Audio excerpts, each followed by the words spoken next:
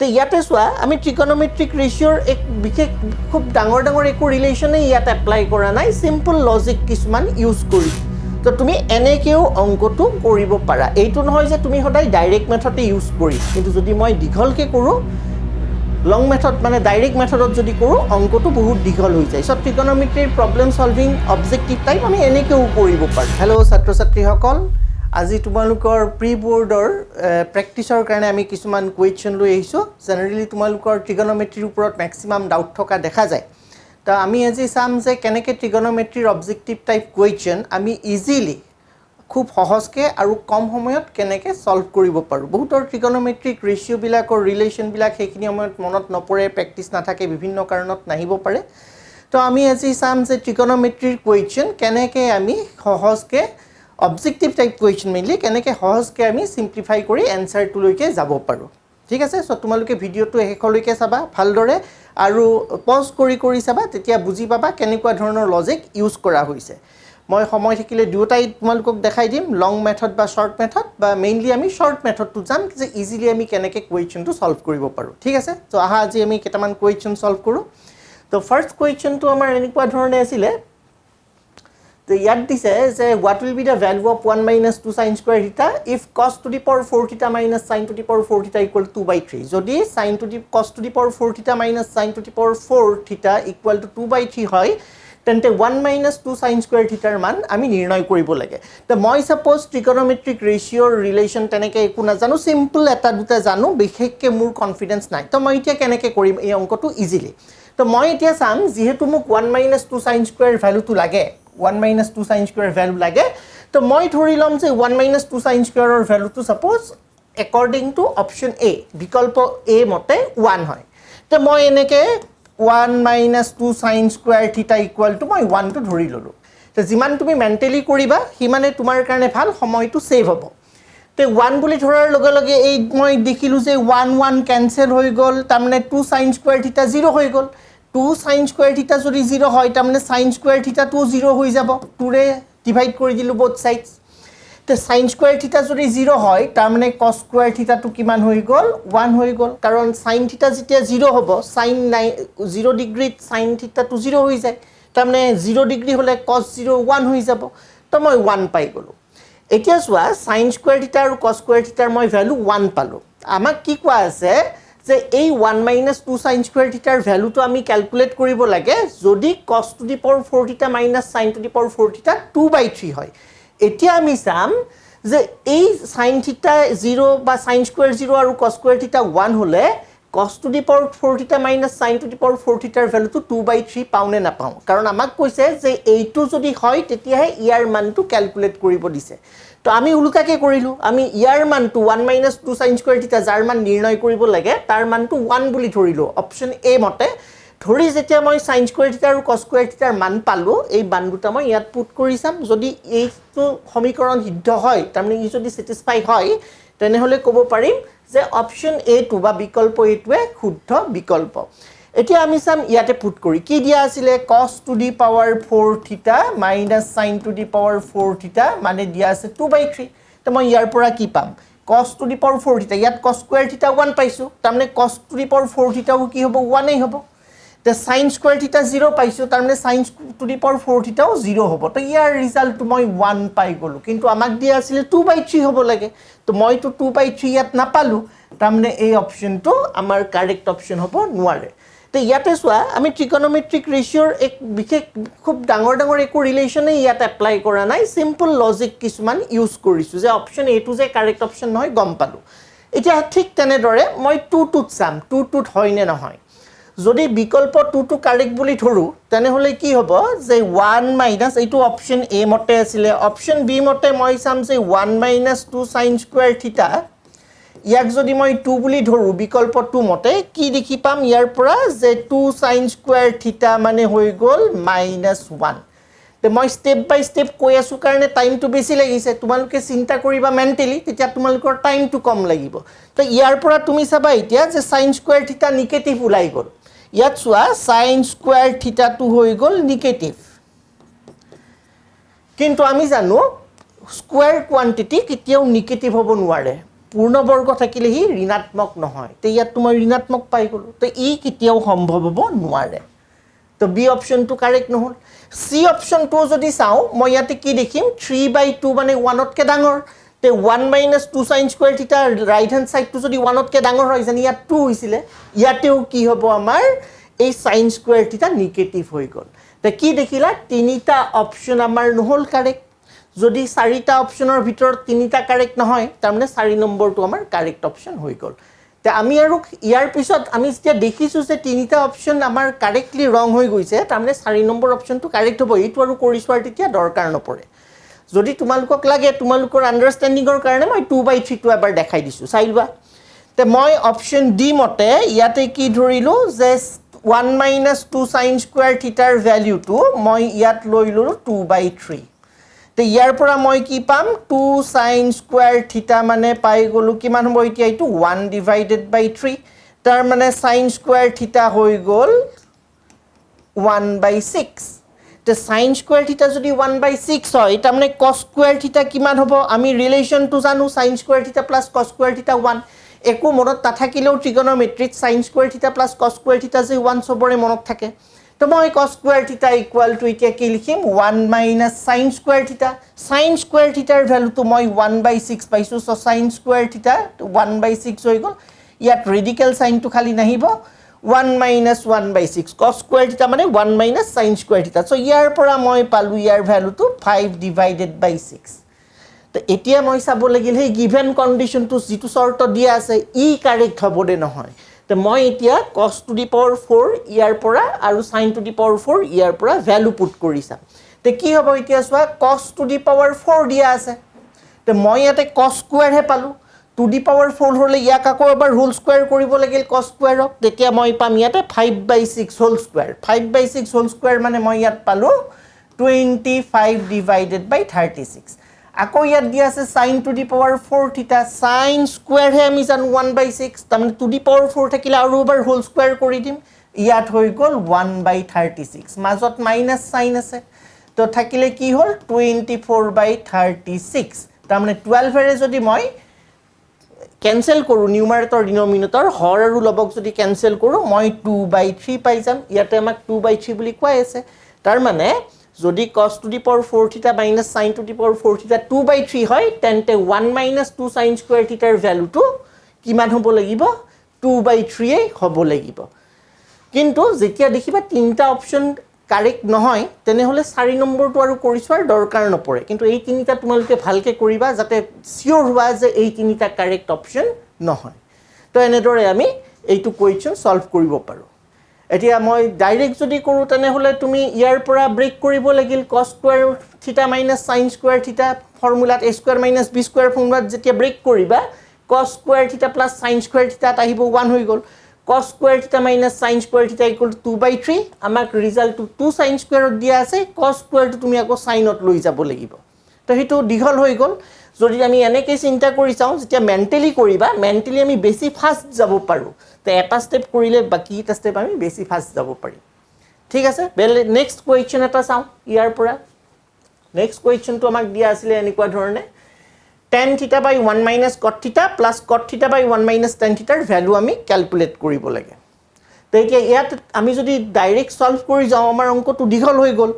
কিন্তু যদি এই ট্ৰিগনোমেট্ৰিক ৰেশিও বা অনুপাত বিলাকৰ জায়গাত আমি যদি কিছুমান নন ফিগাৰ জানো সংখ্যা কিছুমান যদি লব পাৰো তেনেহলে আমাৰ ক্যালকুলেশনটো কি হ'ব বেছি জলদি উলাব ফাস্ট হ'ব গতিকে আমি কি কৰিব পাৰিম ইয়াতে tan theta মই থিটাৰ কিবা এটা ভ্যালু লৈ লম কি ভ্যালু লম থিটাৰ এনেকুৱা ভ্যালু এটা লম যাতে আমি কোৱেশ্চনটোত থিটাৰ ভ্যালুটো পুট কৰিলে 0 ইনফিনিটি নুলাই তে এতিয়া মই যদি থিটাৰ ভ্যালু 45 ডিগ্ৰী লওঁ ইয়াত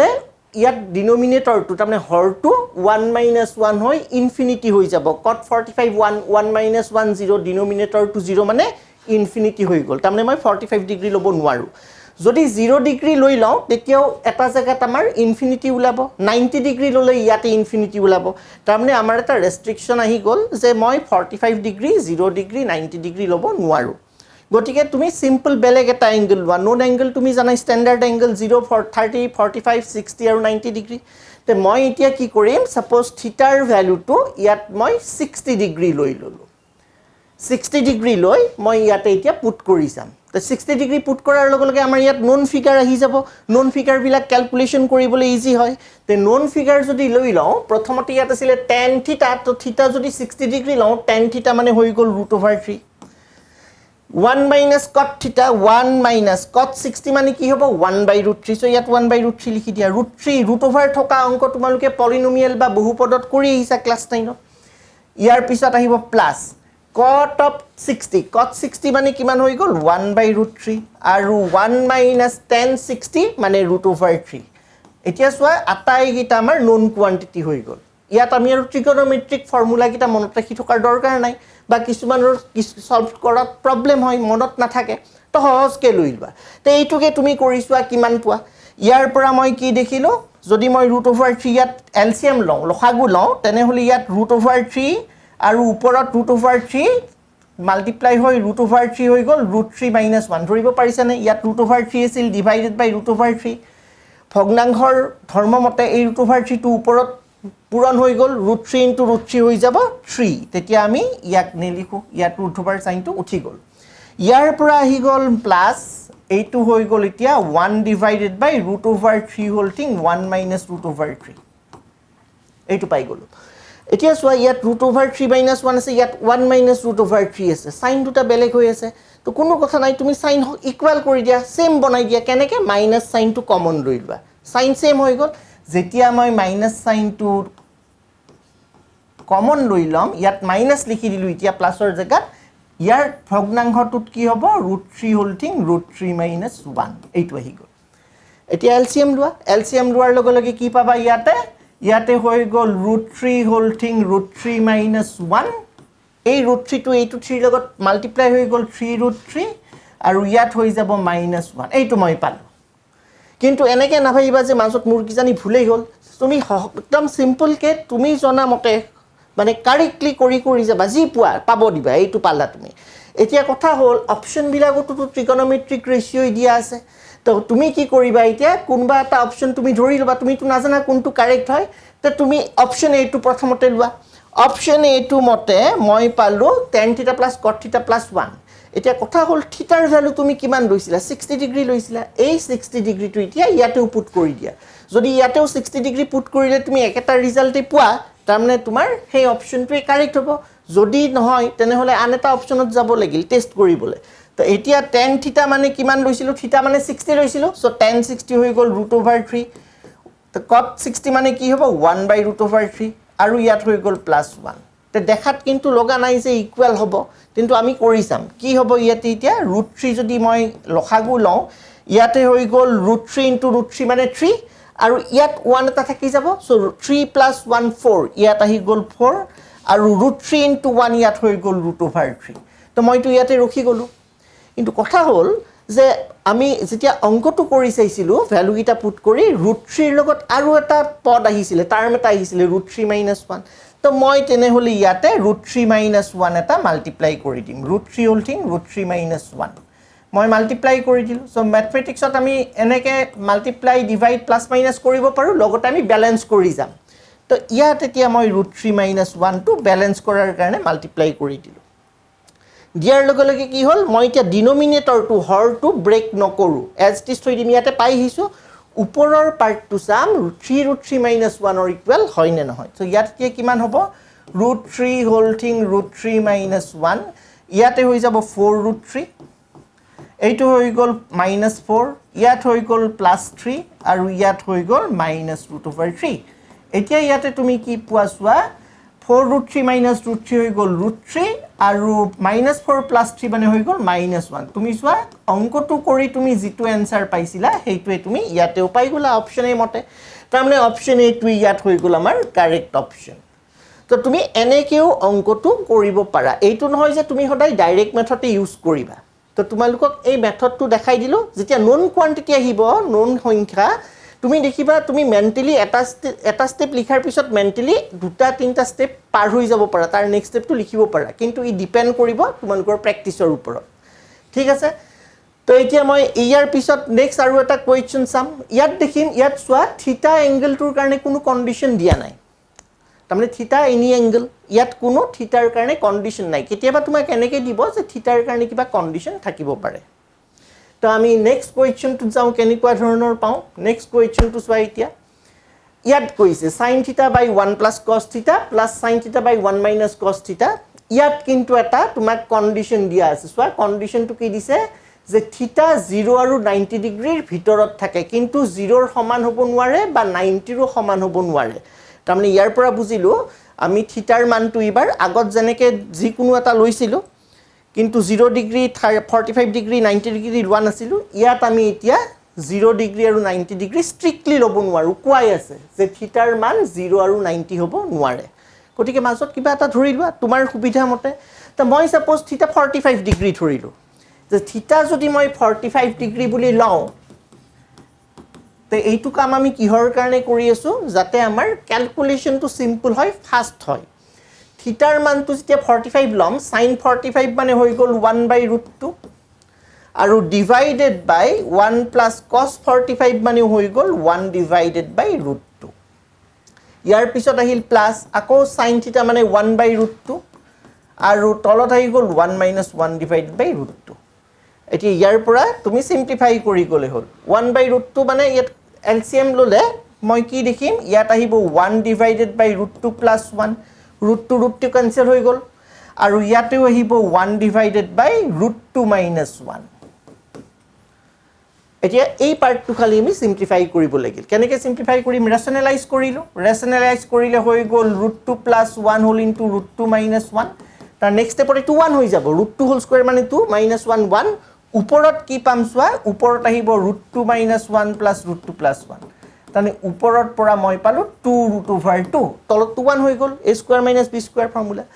তো ইয়াতে এতিয়া সোৱা যিকিটা অপচন দিয়া আছে এইকিটাও কিন্তু ট্ৰিগনোমেট্ৰিক ৰেশিওতেই দিয়া আছে তো আমি নাজানো কোনটো হয় যে যেহেতু ট্ৰিগনোমেট্ৰিক ৰেশিও দিয়া আছে ইয়াতেও মই থিটাৰ যিটো মান লৈছিলো অংকটো কৰি চাওতে এতিয়া অপচনতো মই থিটাৰ হেই মানটোৱে ইয়াত পুট কৰিম প্ৰথম দিয়া আছে 2 cosec থিটা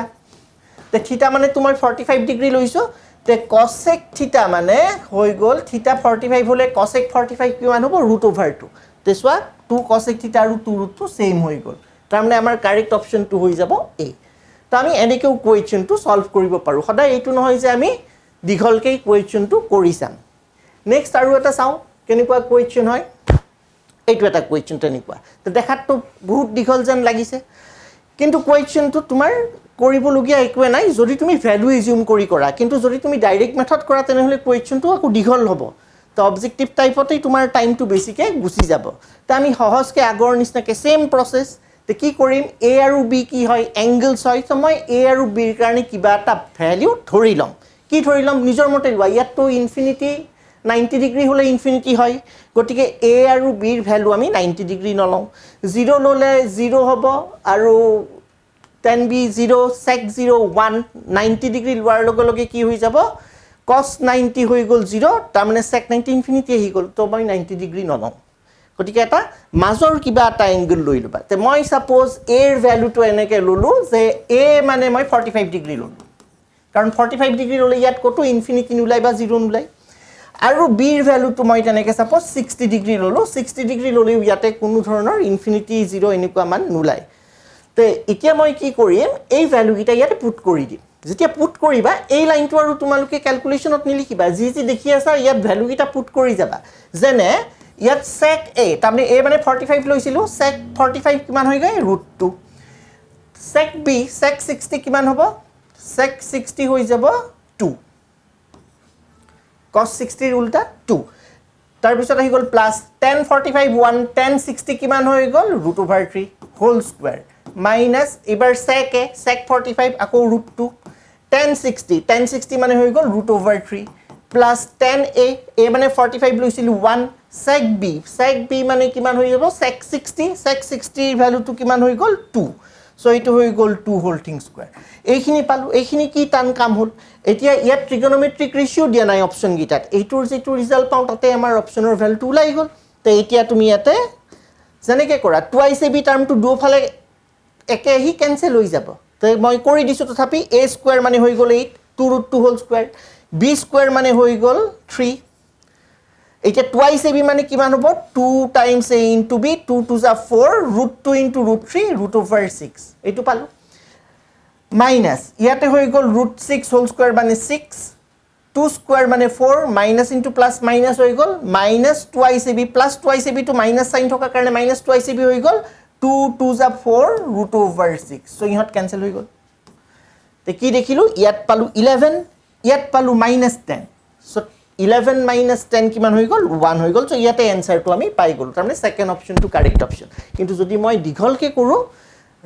লং মেথড মানে ডাইৰেক্ট মেথডত যদি কৰোঁ অংকটো বহুত দীঘল হৈ যায় চ' ট্ৰিকন'মেট্ৰিৰ প্ৰব্লেম চলভিং অবজেক্টিভ টাইপ আমি এনেকৈও কৰিব পাৰোঁ এইটো নহয় যে সদায় তুমি দীঘল মেথডতেই কৰিবা ঠিক আছে তো এইখিনিলৈকে আজি তোমালোকক দেখালোঁ পজ কৰি চাবা ভিডিঅ'টো আৰু বুজি চাবা